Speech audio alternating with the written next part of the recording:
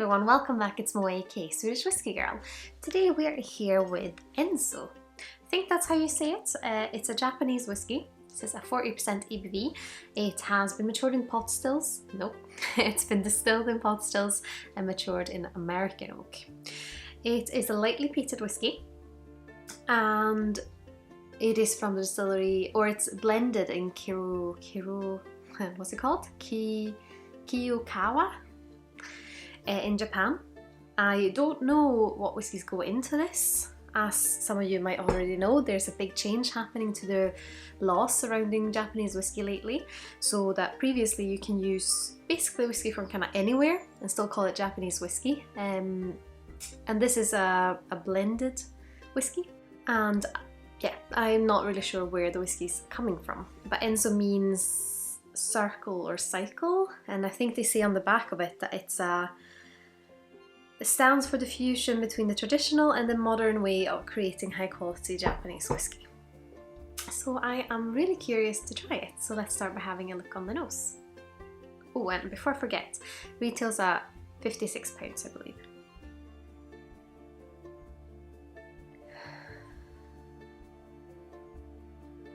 Interesting, it's a mix between floral, citrus and smoke, springtimey smoke.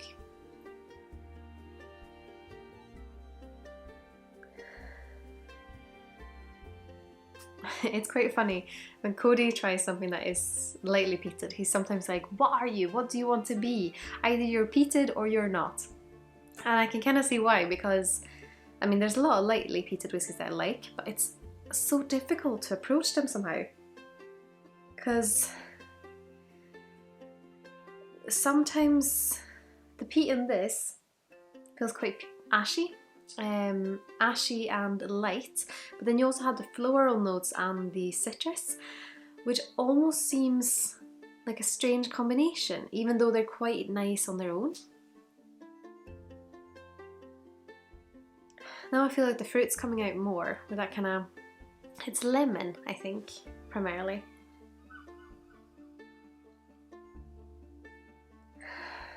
Almost a bit like a roasted grain.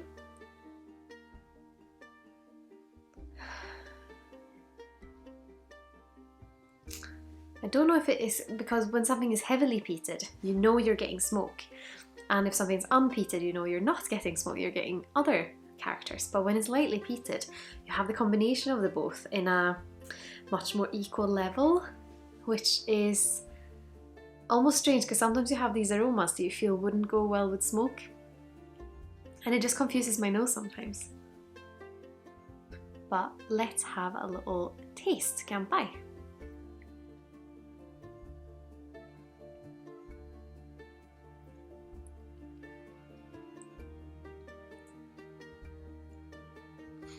Oh, this reminds me of something.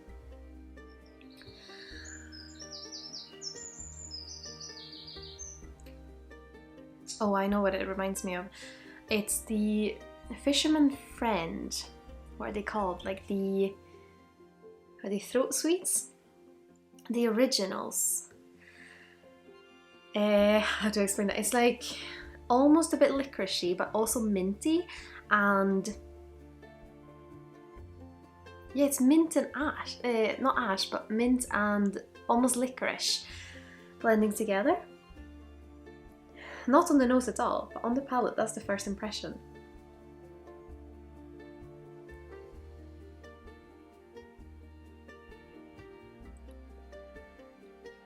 It's quite silky on the mouthfeel.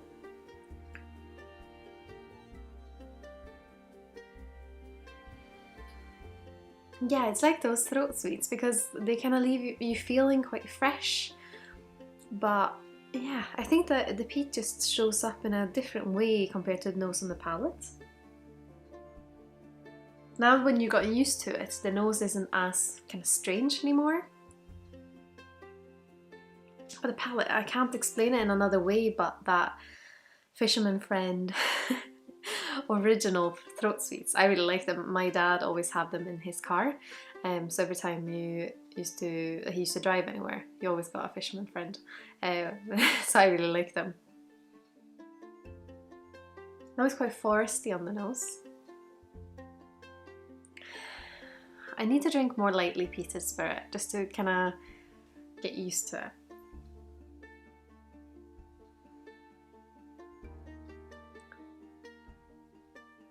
Slightly thicker mouthfeel as well, with that kind of silkiness.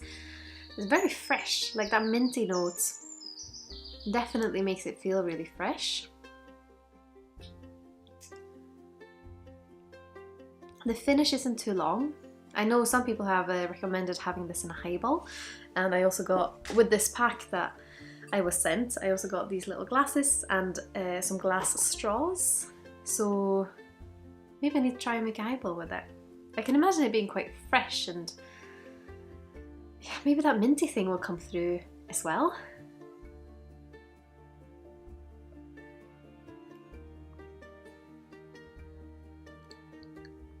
It has a sweetness as well.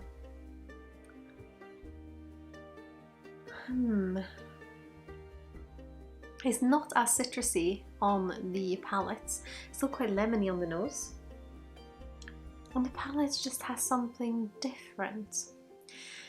Maybe like pear sweets meets...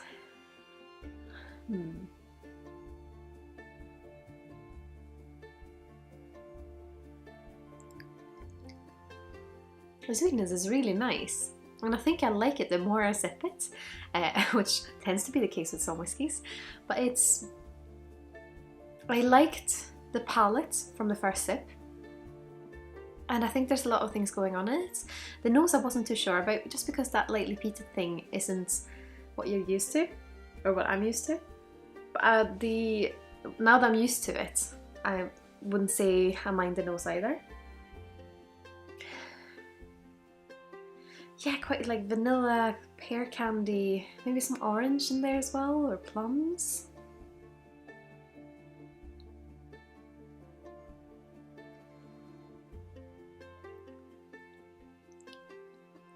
Like it has a very juicy fruits flavour. Or pineapple candies, maybe that's like pineapple jelly sweets.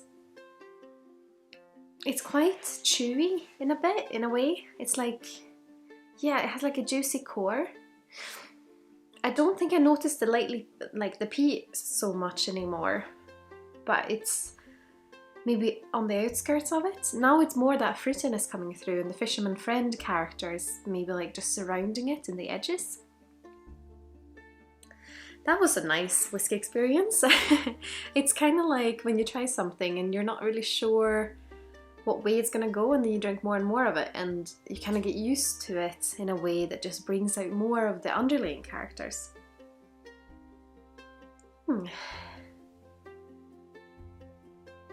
Yeah, it's gonna be really interesting to hear what Cody thinks on this as well. But I mean, I'd love to hear if you have tried Ensō. What do you think of lightly peated whiskey? Maybe you have another lightly peated whiskey that you would recommend to me to try after this one.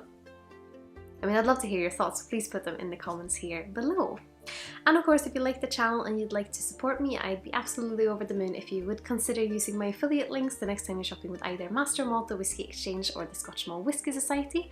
All those links are in the description below, as well as links to my other social channels if you're curious about those. And of course, if you feel like leaving a like and maybe subscribing if you haven't already, that would make me so happy as well. And to end this, I just want to say a massive thank you to my wonderful supporters on Patreon. I am so grateful I have you guys with me on my whiskey journey. But I hope you've all had an absolutely wonderful day. Sláinte Skål.